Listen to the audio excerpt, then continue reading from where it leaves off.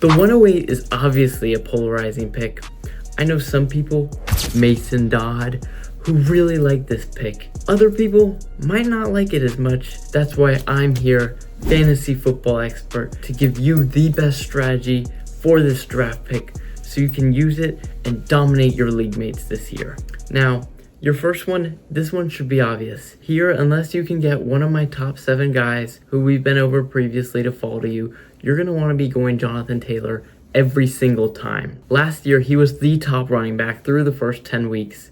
Then, the Colts had one of the biggest collapses in NFL recent history, mostly because of when Daniel Jones got hurt. Even in those weeks where Jonathan Taylor wasn't doing as good, he was still the running back 16 in that stretch of games, so he was very much a starter for your team. He should be back to those good weeks, however, as Daniel Jones has fully recovered from his Achilles tear. He's back to practicing with no limitations. Jonathan Taylor should be great at this draft spot, and you should be very comfortable with him as your first pick. I think it's unlikely he's up to 27 points a game again, but I can definitely see him getting at least 20 points a game for the majority of the season. With having the 108, you have a lot more flexibility in your other picks, in my opinion, especially in the second round. Here you could have the choice of going receiver or running back, but here, pretty much every time I'm going to be wanting to go running back again. With that said, in the second round, you can try to get any of Genty, Achane, Chase Brown, Hampton, or Saquon. And if none of them are left, you could always go Kenneth Walker or one of those elite wide receivers taken in this round. To quickly run over these guys, Genty, he's coming into his second year, and I think he'll do a lot better than he did previously. The offense is one of the most improved of the whole NFL, and he should have a lot more opportunities than he did last year, due to them hopefully scoring more points because they don't have Geno Smith. Genty can easily return to his Boise State form. He should have a massive leap in year 2. Devon Achane, he's getting drafted a lot lower than someone who had his kind of season last year would go for normally. Since then, the Dolphins have pressed the reset button and got rid of all the other good players on their team. They have no star players left, and this whole offense is going to go through Achane. Now, a lot of people are afraid of him getting less receiving work than before, with Malik Willis as their quarterback instead of Tua, but I think even if that goes slightly down,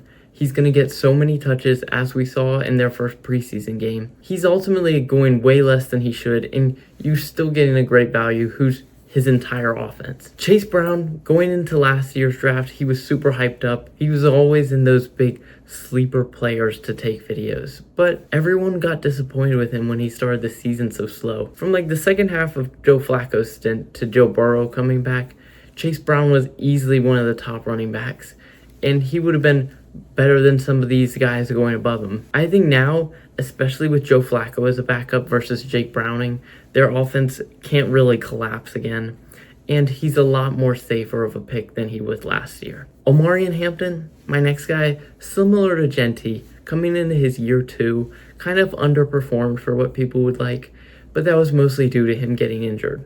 Now, he came back, and once he was back, he was great again. He was one of the top running backs when he returned. Last year, the Chargers had the worst overall offensive line in the entire NFL. They are finally healthy again, and I can see a great improvement for Hampton, and he'll have a lot better blockers, and as long as he can stay healthy, he'll be really good in this range. The final guy we're going to go in depth about is Saquon Barkley. Saquon, 2 years ago, the number 1 overall running back. Then last year, he did take a step back where he went back down to the 15th best running back. A lot of that was just from him getting straight up unlucky, as he probably could have had more touchdowns. But we all know the Eagles, how they like to run the ball in at the goal line with the tush push.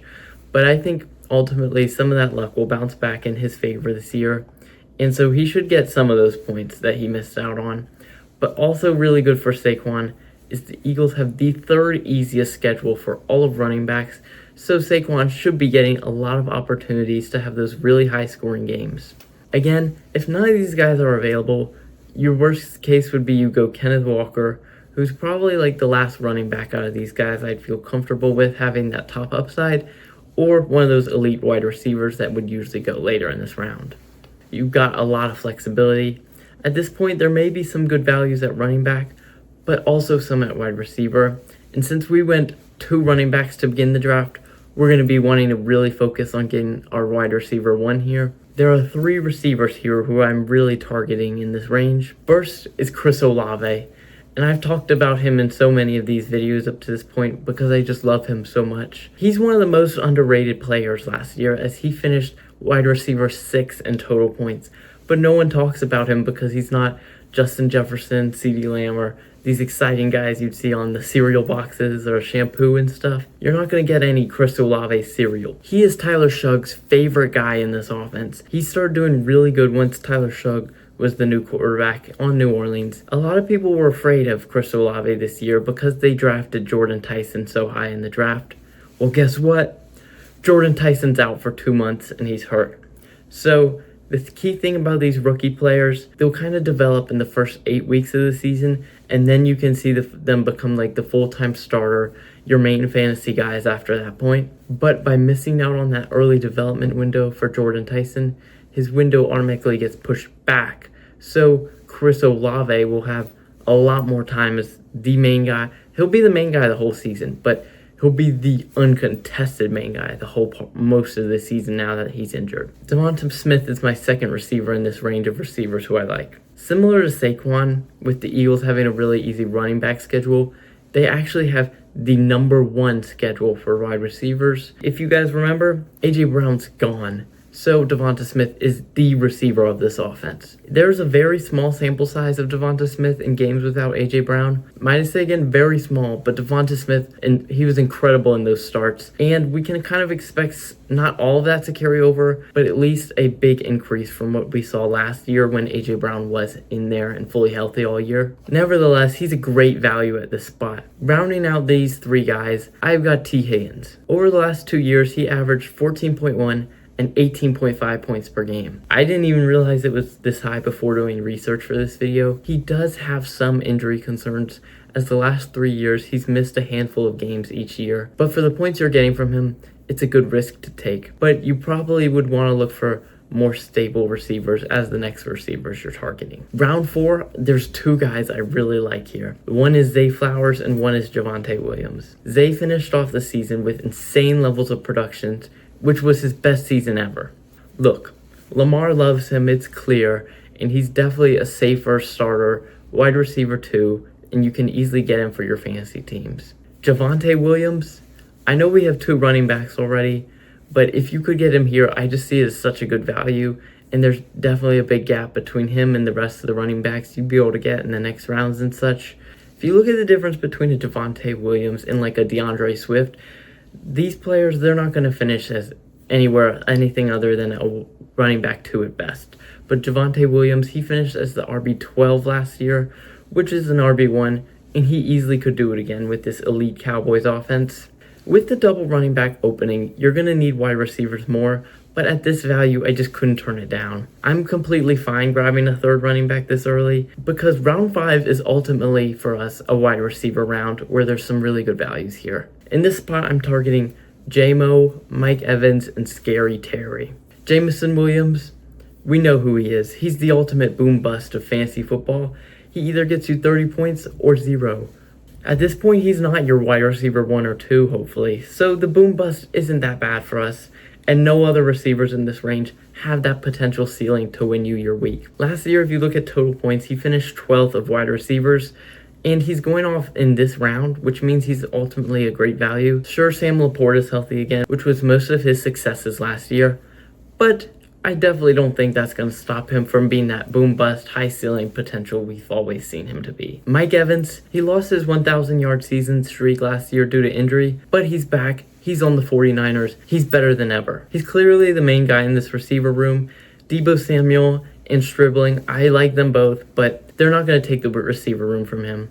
Stribling, it'll probably be his in a few years with how he played in that preseason game, but Mike Evans is the main guy this year in this offense. And Brock Purdy is a really good quarterback to have, passing quarterback. I definitely think Mike Evans is getting 1,000 yards. Terry McLaurin, I definitely see him having a bounce back year, as last year he did not as good with Jaden Daniels struggling all year with injury, and the Commanders didn't do as good as people were expecting. With both him and the Commanders though, I expect them to do a good bit better than last year and have a bounce back for both of them. And I think Terry McLaurin should get back up to his usual spot among wide receiver ranks. Round 6 is the final round you gotta worry about when doing this strategy. The main point of this strategy is to leave this round with 3 running backs, 3 wide receivers.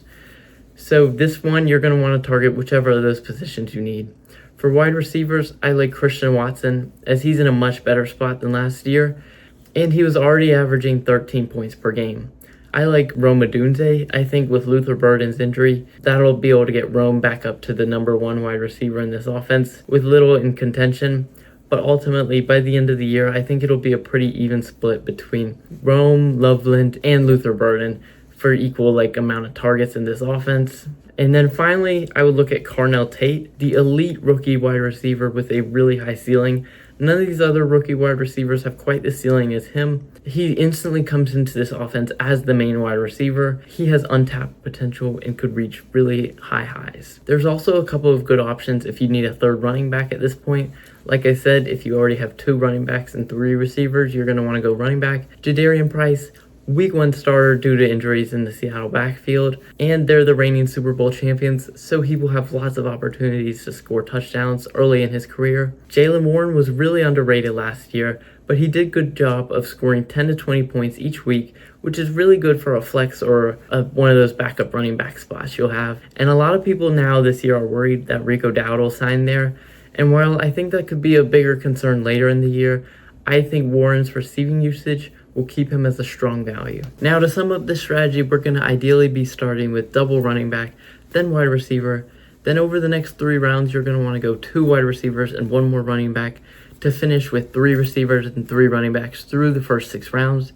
And this sets your team up quite well with versatility, and you'll be very strong at the core positions of your team, especially running back by going with him for the first 2 picks, which is the most important position in all fantasy football this year. Really quick, I'll go over 2 mock drafts at this spot to show you how easy it is to execute this strategy and how much of a dominating team you can create. Mock draft 1, we got JT, then Genty. Now this is really low odds you'll be able to pull off a Genty here, but you can swap him for any of those other good running backs. In the 3rd, we got Smitty. There was a good running back value here with Breece Hall, but if we started with 3 running backs, we would be put in a big hole and lose a lot of that flexibility you want when trying to make a balanced team. Round 4, we got a pretty safe wide receiver in Zay Flowers, and then round 5, we went the other way by getting the risky guy in Jameson Williams. So now we have a pretty solid and balanced wide receiver room, so we finished out the running back room in round 6, which we got Jadarian Price as our 3rd running back. So looking back, we've got a very balanced team at this point. The rest of the draft, we got upside players who could turn out to be league winners, and we got some guys who will be solid flex spots like Jaden Reed and Jacoby Myers, also known as the Jacobster, as they could both easily average enough points to be a safe flex or at least a bye week fill-in. Mock draft 2 went quite similar, as we got JT and then our RB2 and Chase Brown downtown. We couldn't get Genty, but all those running backs in the tier are very close, so this was another great start for us. We got Devonta Smith again. The thing with Devonta Smith in the 3rd is the reason why I keep targeting him, but I could get a Breece Hall or another elite running back, is he's the last wide receiver I'd feel comfortable as being my wide receiver 1. So you don't want to wait past this round to get your first one, which is why we took him over Breece Hall, who probably would have better trade value here. Round 4, I'd prefer to go wide receiver, but Javonte Williams was too good of a player to pass up on. So the cost of taking him here means we have to take 2 receivers in the next 2 rounds. So we've got J-Mo and Christian Watson to complete the strategy. And there you have it. With pick 8 starting at double RB and then making sure you leave round 6 with 3 RBs and 3 receivers, you'll set your team up great to win the championship. Thanks so much for watching, guys. New channel, so I really appreciate all the success we've had at this point so far. And thank you guys so much. I hope you could learn something new and hope to see you again soon. Walker Country, let's ride. Peace.